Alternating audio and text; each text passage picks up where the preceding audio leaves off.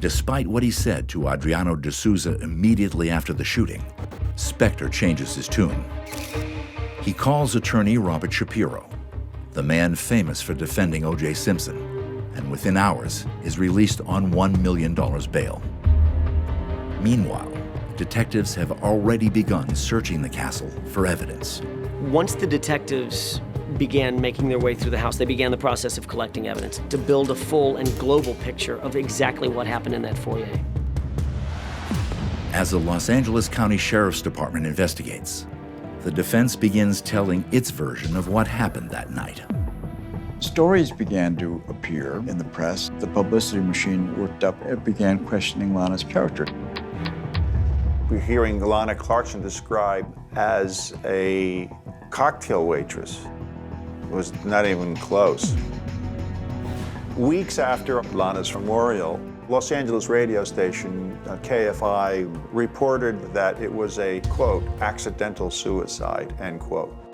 That was the one that hurt the most. The general defense strategy was that Lana Clarkson was a 40-year-old, unemployed former actress who was desperate. She broke her wrist and not getting any jobs anymore, and she just wanted to end it all.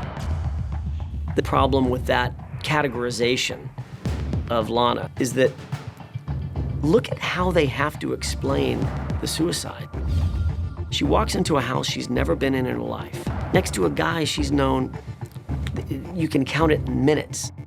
Exactly one drawer was open, and there was a gun with a holster in that drawer. How would she know that was there? Lana was about as far removed from suicide as you can possibly be. That's the only thing the defense could say.